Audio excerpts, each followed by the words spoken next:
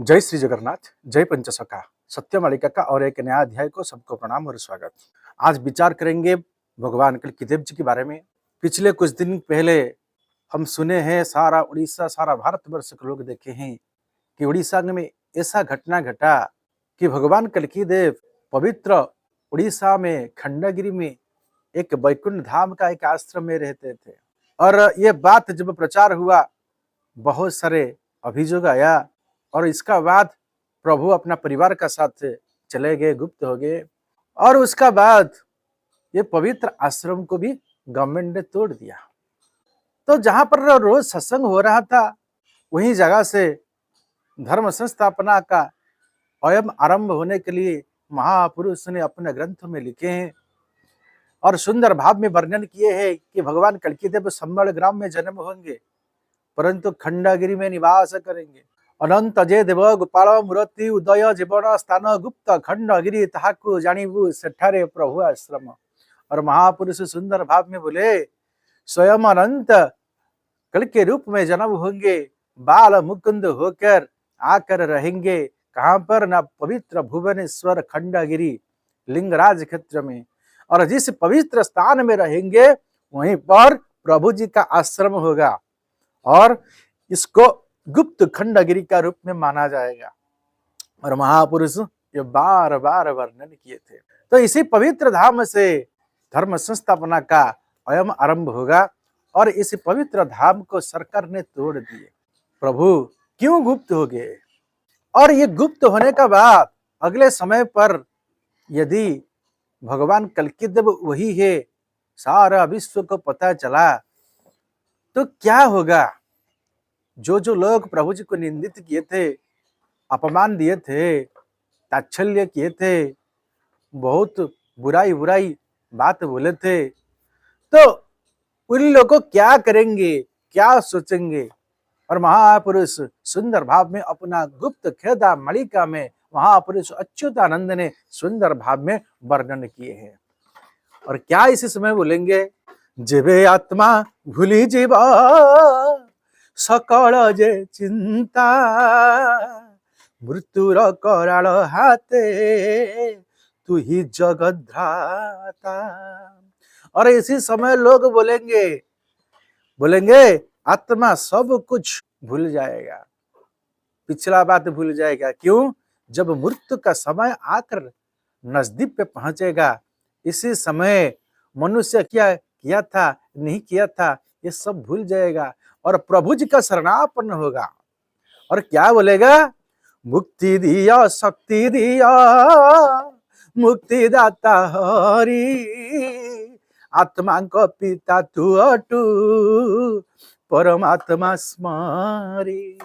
हर जीव का आत्मा, जीव आत्मा ने वही बोलेंगे, जो प्रभु हमको मुक्ति दीजिए, हमको शक्ति दीजिए, आप तो मुक्ति दाता हरि है।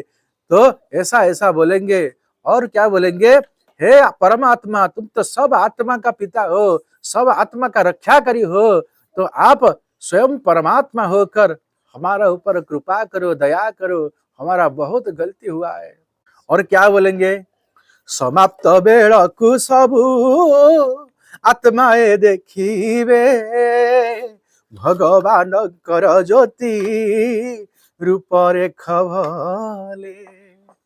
और जब खत्म होने का समय होगा, इसी समय मनुष्य चिंता प्रकट करेगा और सब आत्मा चित्कार करेंगे, प्रभु जी का नाम को स्मरण करेंगे, हमारा गलती हुआ है भगवान। और इसी समय प्रभु जी का स्वरूप को दर्शन करेंगे, यानी प्रभु जी का सूक्ष्म रूप जो ज्योति रूप है, इस ज्योति रूप को ध्यान करेंगे।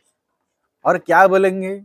भगवान आसीथिले आम्भे न जानिलु, भकुहा होइण केते भ्रमरे पड़िलु। और सब बोलेंगे, प्रभु आप हो भगवान, कल की भगवान धरावतरण किए थे, परंतु हमको पता नहीं चला, हम बहुत निंदित किए, अपमान किए, लांछित किए, वांछित किए और हमको पता नहीं चला। प्रभु आप स्वयं परम ब्रह्म आए थे पवित्र धाम को और हम माया में हंस के सब भ्रमित हो गए प्रभु। और क्या बोलेंगे, विद्रूप करी चुआ में माया मोह मेले, अज्ञान धारे बुढ़ी गर्भ दर्प बड़े। और सब प्रार्थना करेंगे, प्रभु हम विद्रूप किए हैं, आपको अपमान किए हैं, आपका महिमा को हम निंदा किए, हमारा गलती हुआ है प्रभु। और हम गर्व दंभ अहंकार और माया में आकर आपको पहचान नहीं पाए। और क्या बोलेंगे, तुम्हें सब देवा देवी प्रभु का संतान, धन्य धन्य आत्मा तुम्ह धन्य ये जीवन। और प्रभु जी का भक्त लोगों को जो लोग निंदा करते होंगे, फिर उन्होंने क्या करेंगे, ये प्रभु जी का भक्त लोगों को आकर प्रार्थना करेंगे, बोलेंगे आप सब लोग धन्य धन्य हो, क्योंकि तुम सब देवा देवी हो, तुम सब प्रभु का संतान हो, इसीलिए तुम प्रभु जी को जान पाए। परंतु हम तो इतना महापापी हो गए, प्रभु जी को इतना निंदा किए, ऐसा ऐसा आकर बोलकर रोतेंगे लोग। और महापुरुष क्या बोलते हैं, विधाता साथी खेलो मेरा भावना अव्यक्त रूप रे आसी मिसी दैव। प्रभु आप तो अव्यक्त हो, जिसको व्यक्त नहीं कर सकते, आप तो अनंत हो, जिसका अंत नहीं है, और आप तो अवर्णनीय है, जिसको वर्णन नहीं कर पाएंगे। तो आप सब लोग धन्य है जो प्रभु जी आए हैं मानव शरीर में, और विधाता का साथ आप सब लोग खेलते हैं, नाचते हैं और घूमते हैं। परंतु हमारा इतना भाग्य कहाँ है, हम प्रभु को पहचानेंगे। और क्या बोलेंगे, अंतिम काल रे जीव कहिब कथा, जेते बेले चेता तार पाई जीव रास्ता। अंतिम समय में जब मृत्यु का करीब समय आएगा, करोड़ों करोड़ों लोग मरते होंगे, इसी समय मनुष्य का चेता लौटेगा, और इसी समय यह मुक्ति का रास्ता को ढूंढेगा। परंतु मुक्ति का रास्ता नहीं मिलेगा। भाबिला बेड़कु से कथा शरीर जीव सब पंथा, महापुरुष अच्युतानंद ने सुंदर भाव में बोले, इसी समय जब चिंता करेंगे मनुष्य, तो कोई रास्ता नहीं मिलेगा, कोई पंथा नहीं मिलेगा मुक्ति होने के लिए। और ऐसे सोच सोच कर अपना प्राण को उत्सर्ग करेगा। और क्या करेंगे, न मुंड पिटीण कांदीब कि कली चंडाल चंडाली मोही जानी न पारिली।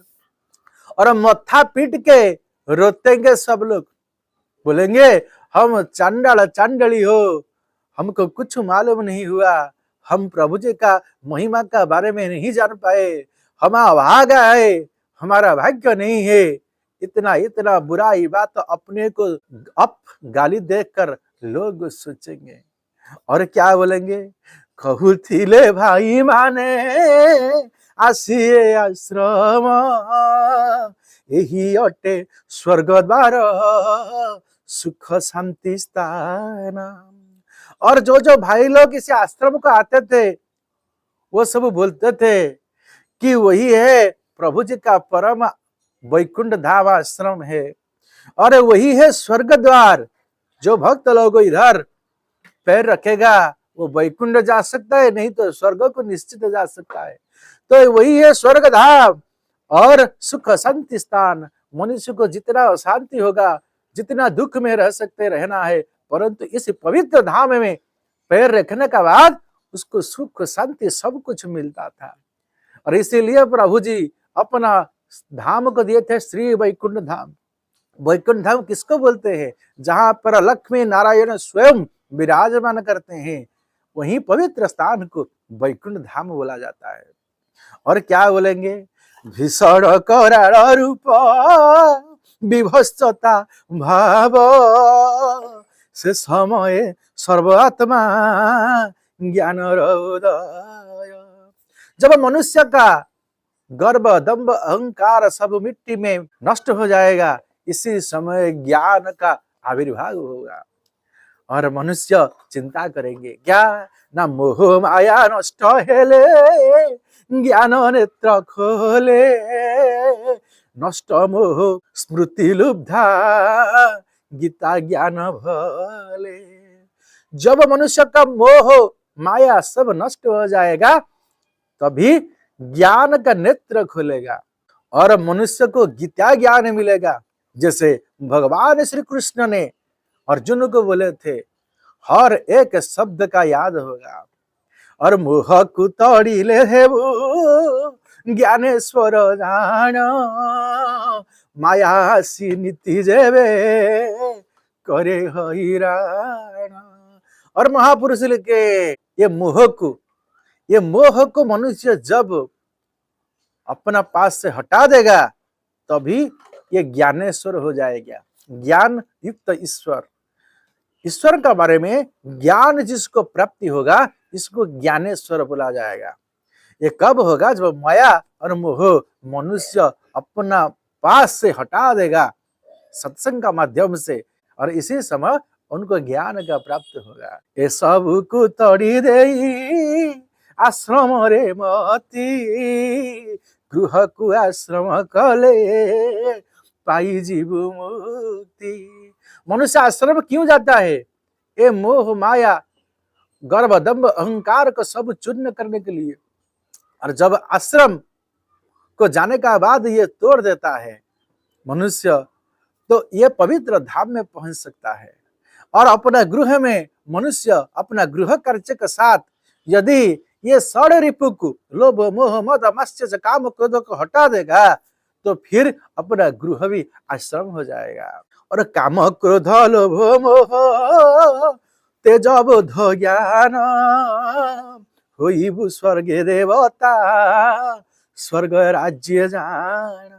यदि ये षड रूप को हटा देगा मूल विनाश कर देगा तो मनुष्य क्या होगा? देवता प्राप्त होगा। अर्थात काम क्रोध लोभ मोह तेज बोध ये सब को हटाएगा मनुष्य तो फिर स्वर्ग में देवता बन जाएगा।